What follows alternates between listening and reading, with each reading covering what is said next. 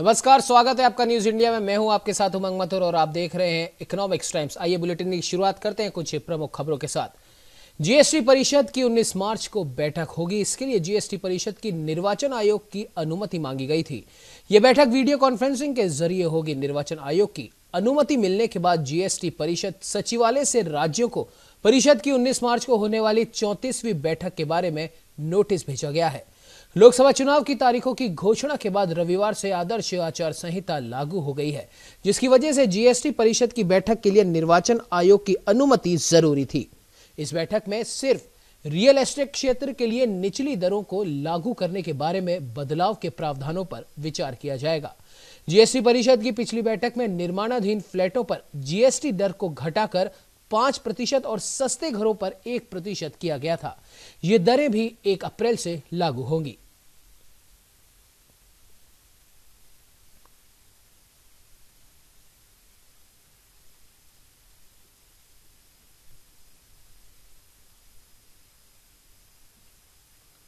हम आपको बता दें कि जीएसटी काउंसिल की बैठक 19 मार्च को प्रस्तावित है। बैठक वीडियो कॉन्फ्रेंसिंग के जरिए होगी। जीएसटी की इस 34वीं बैठक के बारे में नोटिस भी भेजा जाएगा और इस बैठक में ये निर्णय लिए जाएंगे। कई अमेंडमेंट्स भी इसमें आ सकते हैं। जिस प्रकार से जो गरीब परिवार के लोगों को जो फ्लैट देने की जो बात चल रही थी, उसमें भी 1% की दर से जीएसटी लगाया जाएगा और जीएसटी के बारे में और भी जो नए सुधार इसमें होंगे उनके बारे में भी इस बैठक में निर्णय लिए जाएंगे।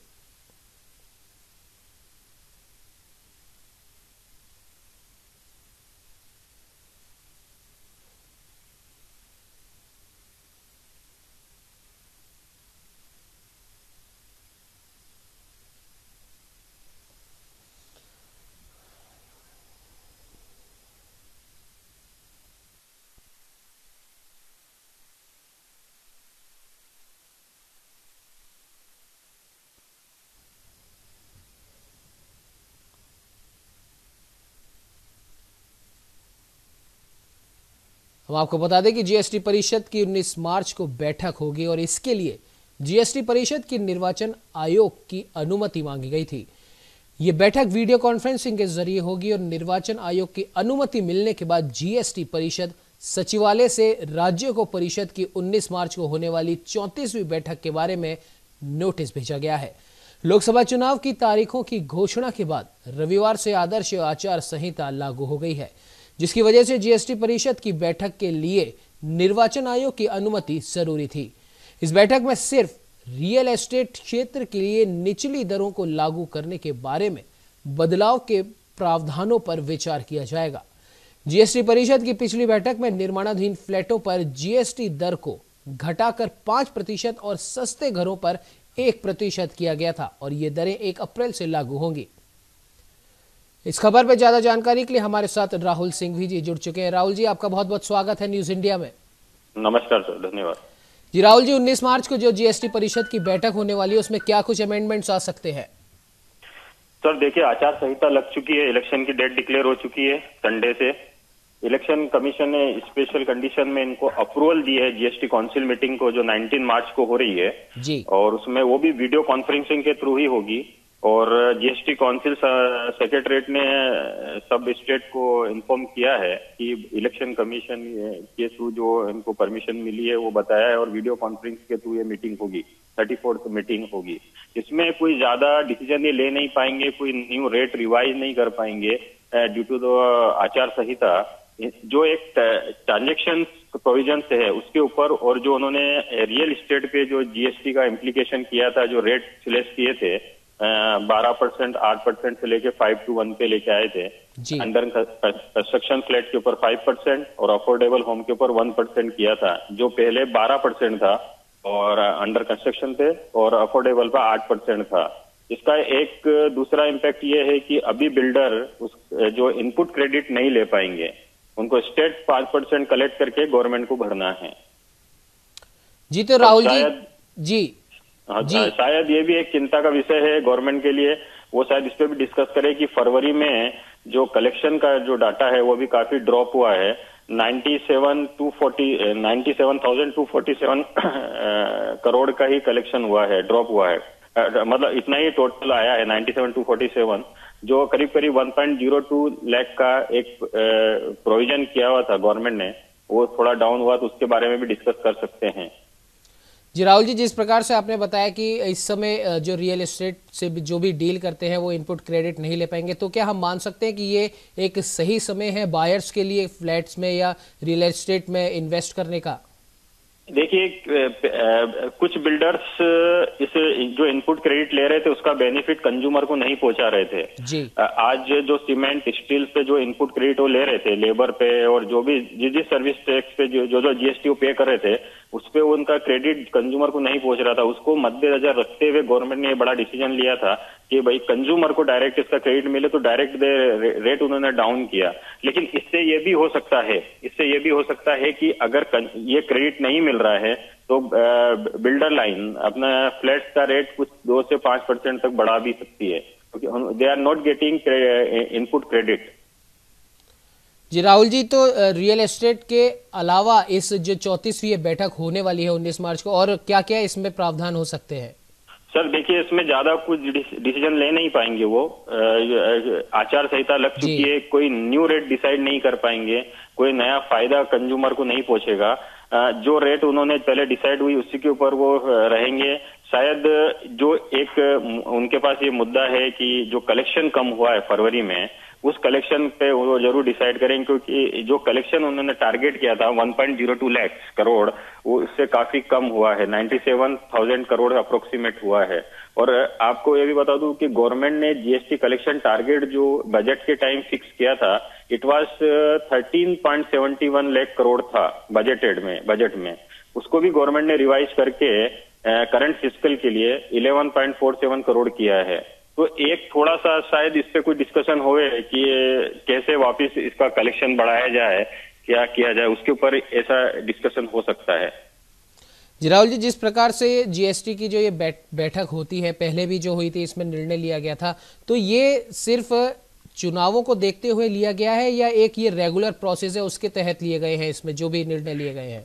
देखिए, ये जो देखिए चुनावी माहौल तो था ही, उसमें ये रियल एस्टेट पे जो रेट डाउन हुए हैं, तो कुछ इसको ये भी बोल सकते हैं कि चुनाव को मद्देनजर रख के भी ये रेट डाउन हुए हैं।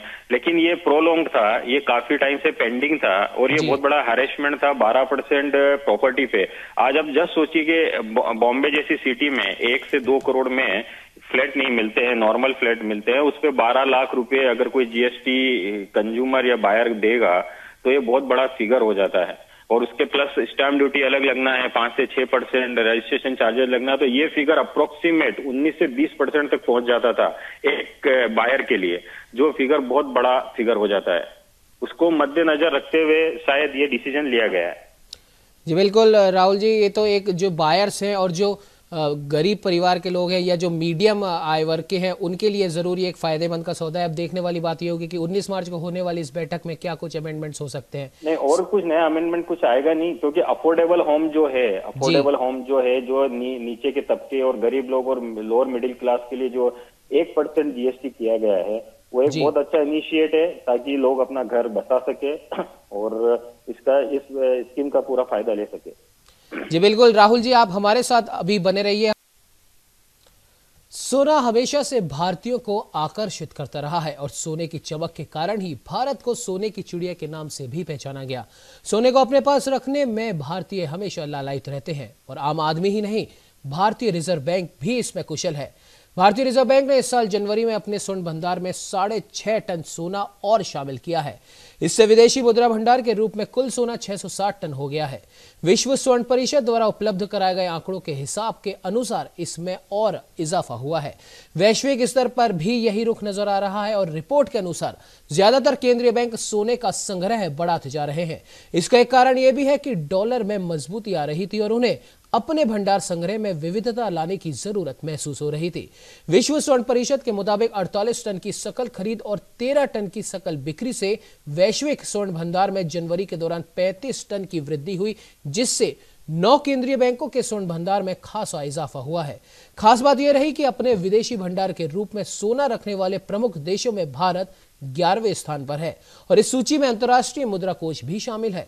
612.5 टन के संग्रह के साथ नीदरलैंड 10वें स्थान पर है। ऐसा माना जा रहा है कि जिस तरह भारतीय रिजर्व बैंक अपने भंडार में सोना जोड़ रहा है, उससे लगता है कि वो जल्द ही सोना रखने वाला 10वां सबसे बड़ा केंद्रीय बैंक बन जाएगा।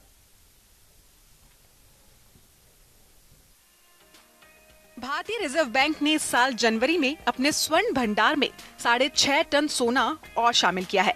इससे विदेशी मुद्रा भंडार के रूप में कुल सोना 607 टन हो गया है। विश्व स्वर्ण परिषद द्वारा उपलब्ध कराए गए आंकड़ों के अनुसार विदेशी मुद्रा भंडार में भारत की सोने की हिस्सेदारी लगातार बढ़ रही है। पिछले साल के अंत तक ये 6.2% हो चुकी है और जनवरी में इसमें और इजाफा हुआ है। वैश्विक स्तर पर भी यही रुख नजर आ रहा है। ज्यादातर केंद्रीय बैंक सोने का संग्रह बढ़ाते नजर आ रहे हैं। इसका एक कारण यह है कि डॉलर में मजबूती आ रही थी और उन्हें अपने भंडार संग्रह में विविधता लाने के लिए जरूरत महसूस हो रही थी। किसी अन्य मुद्रा के मुकाबले अमेरिकी डॉलर को बेहतर तरीके से देखा जाता है। विश्व स्वर्ण परिषद के मुताबिक 48 टन की सकल खरीद और 13 टन की सकल बिक्री से वैश्विक स्वर्ण भंडार में जनवरी के दौरान 35 टन की वृद्धि हुई है, जिससे 9 केंद्रीय बैंकों के स्वर्ण भंडार में खास इजाफा हुआ है।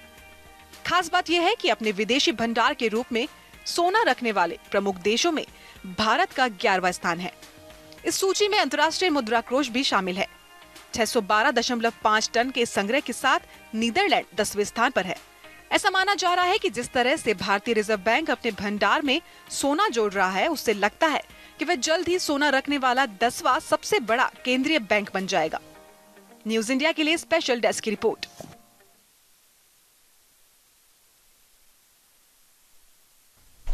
तो आरबीआई जिस हिसाब से अपने भंडार में सोने का संग्रहण करता जा रहा है, तो जल्दी वो भी एक 10वां सबसे बड़ा केंद्रीय बैंक बन जाएगा। इस खबर पर ज्यादा जानकारी के लिए हमारे साथ राहुल सिंघवी जो आर्थिक सलाहकार हैं वो भी जुड़े हैं फोन लाइन पे, और रमेश पुरोहित हमारे वरिष्ठ संवाददाता भी फोन लाइन पे हैं। रमेश जी, जिस प्रकार से रिजर्व बैंक का जो आकर्षण है सोने के प्रति, और पूरे देश में ही नहीं पूरे दुनिया में सोने के प्रति काफी आकर्षण है और डॉलर की कीमत भी इससे प्रभावित होती है, तो ऐसे में यदि भारतीय रिजर्व बैंक 10वां स्थान हासिल करता है तो भारत की इकोनॉमी पे क्या कुछ असर इसमें पड़ सकता है?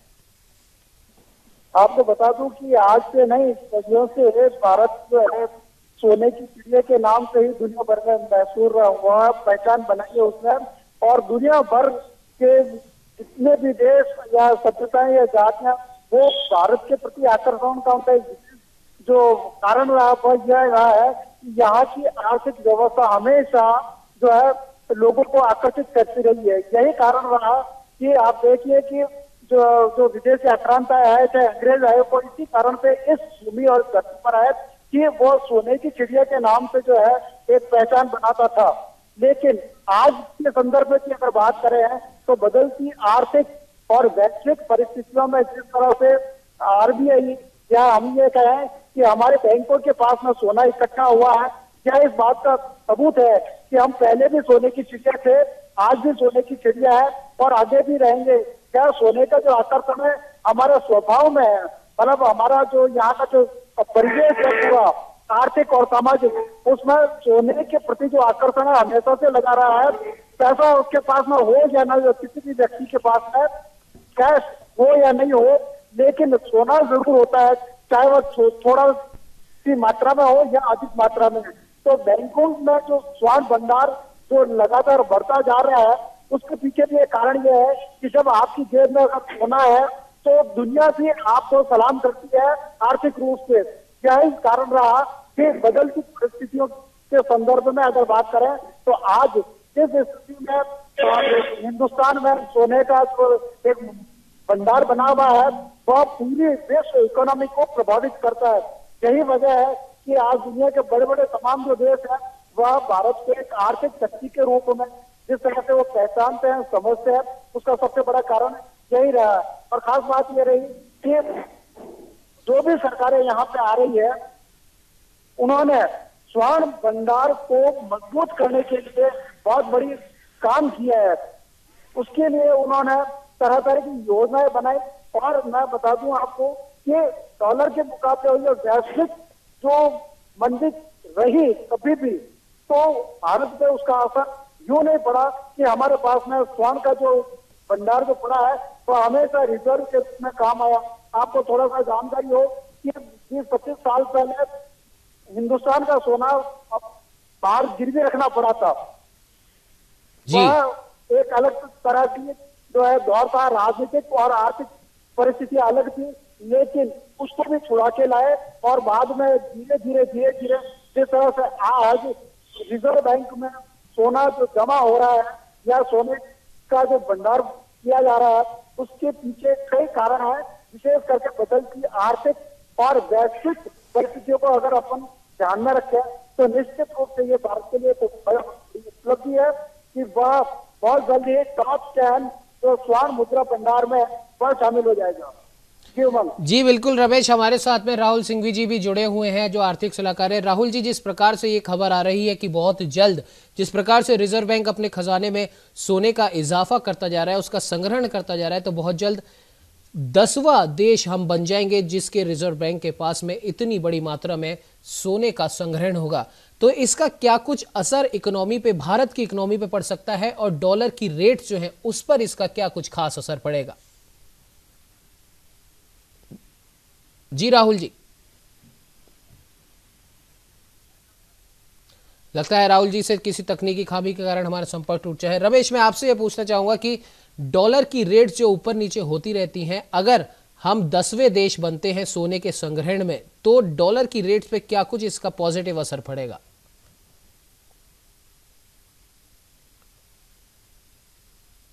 जी रमेश, लगातार चलता रहता, ऐसा नहीं है कि कभी डॉलर कमजोर हुआ और कभी रुपया मजबूत हुआ, लेकिन मैं बता दूं कि सोने की कीमत हमेशा बढ़ती है, इसमें कमी नहीं आती। आप पिछले अगर 20-30 साल का अगर आर्थिक विश्लेषण के आधार पर उसकी तुलना करें तो हमेशा सोने की कीमत बढ़ती रही है, कम कभी नहीं हुई है। उस लिहाज से देखा जाए तो डॉलर या दुनिया की जो अन्य जो मुद्रा है कि नहीं, वो भी इस स्वर्ण भंडार जो हमारे पास में एकत्र है उससे वो प्रभावित होती है। अमेरिका भी आज भारत के साथ में अगर इकोनॉमिक रिलेशन रखता है तो वह जानता है कि हमारे पास में कितना पैसा है, कितनी मुद्रा है, कितना स्वर्ण भंडार है, खास करके क्योंकि स्वर्ण भंडार के आधार पर ही वह आपके जो है रिलेशन को आकलन करता है। इसीलिए कई बार ऐसा होता है कि दुनिया भर में मंदी भी छाई रहती है, लेकिन भारत में इसका असर यूं नहीं पड़ता कि हमारे पास में स्वर्ण भंडार इतना मजबूत है कि कहीं पे भी अगर दिक्कतें अभी आ जाती है लेकिन वह हमेशा सर्वाइव कर लेता है।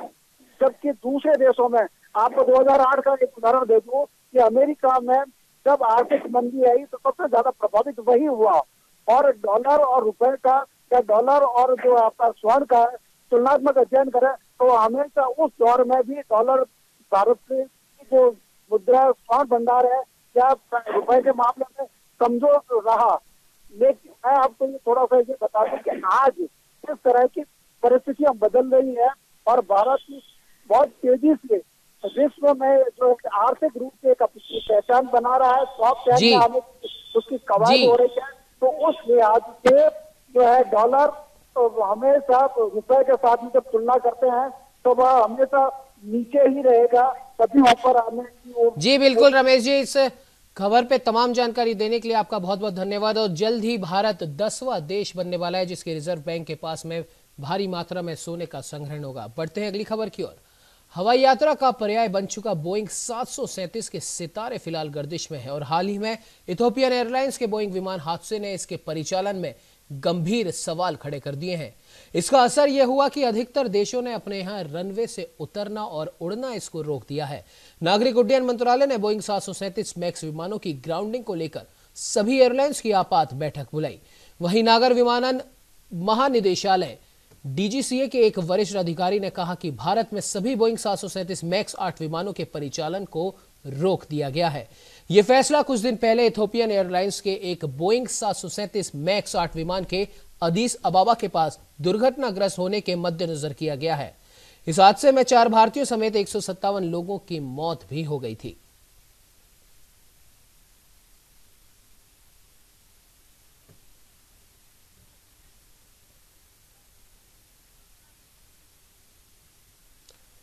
जब से तकनीक हमारे जीवन से जुड़ने लगी है, मोबाइल और कंप्यूटर ने हमारी जिंदगी को बदल दिया है। अब ये वस्तुएं विलासिता की ना होकर जरूरत बन गई हैं। ज्ञान और विज्ञान के क्षेत्र में विस्तार की इन संभावनाओं के मद्देनजर इंटरनेट के उपयोग ने इसे और तेज बना दिया है। इसका सबसे अच्छा उदाहरण यह है कि आज देश में इंटरनेट के उपयोग करने वालों की संख्या हजारों और लाखों में नहीं, करोड़ों में पहुंच गई है।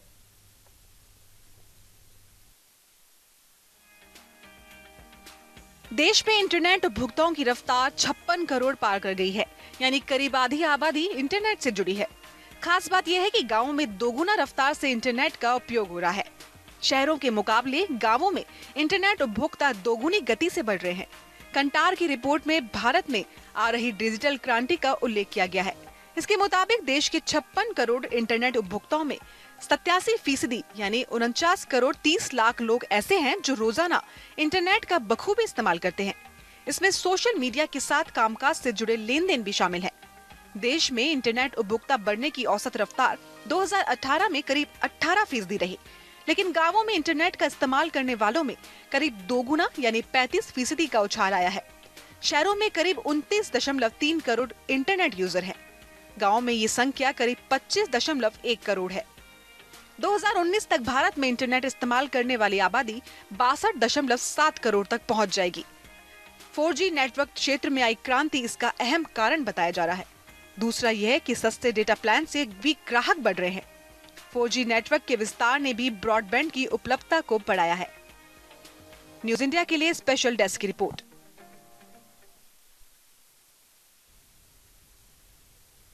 चालू वित्त वर्ष 31 मार्च को समाप्त हो रहा है, यानी आपके पास निवेश के जरिए टैक्स में छूट पाने के लिए बहुत ही कम समय बचा है। हालांकि लोगों को इनकम टैक्स बचाने के लिए धारा 80C के अलावा और भी कई विकल्प उपलब्ध हैं। अगर आपने आयकर कानून की सबसे लोकप्रिय धारा 80C के तहत 1.5 लाख रुपए निवेश की सीमा को पा लिया है, तो भी आप दूसरे विकल्पों की सहायता से टैक्स छूट प्राप्त कर सकते हैं। आयकर कानून के तहत कई ऐसी धाराएं हैं जिनके तहत आप अपनी कर योग्य आय के अनुसार निवेश या फिर खर्च पर कर छूट प्राप्त कर सकते हैं। देश में इलाज कराने का खर्च तेजी से बढ़ रहा है। ऐसे में हर किसी के लिए हेल्थ इंश्योरेंस लेना जरूरी हो गया है। आप हेल्थ इंश्योरेंस लेकर न सिर्फ बीमारी के समय वित्तीय बोझ से बच सकते हैं, बल्कि इनकम टैक्स से भी छूट प्राप्त कर सकते हैं। आयकर अधिनियम की धारा 80D के अंतर्गत आप अपने लिए, अपनी पत्नी और अपने बच्चों के लिए दिए गए सभी हेल्थ इंश्योरेंस प्रीमियम पर 25,000 रुपए तक की टैक्स छूट प्राप्त कर सकते हैं। आप 60 साल से कम उम्र के माता पिता के लिए खरीदी गई हेल्थ पॉलिसी के प्रीमियम पर अलग से 25,000 रुपए तक आयकर छूट का दावा भी कर सकते हैं। अगर आपके माता पिता वरिष्ठ नागरिक हैं तो इस मद में 50,000 रुपए तक की छूट का दावा कर सकते हैं। एनपीएस यानी नेशनल पेंशन योजना में निवेश करने पर भी टैक्स में छूट मिलती है। आयकर की धारा 80 CCD 1B के तहत कोई करदाता अतिरिक्त 50,000 रुपए निवेश कर टैक्स छूट का दावा कर सकता है, जो 80C के तहत मान्य 1.5 लाख रुपए के अतिरिक्त है। बैंक में बचत खाते पर मिलने वाले ब्याज पर आप आयकर कानून की धारा 80 TTA के तहत छूट हासिल कर सकते हैं।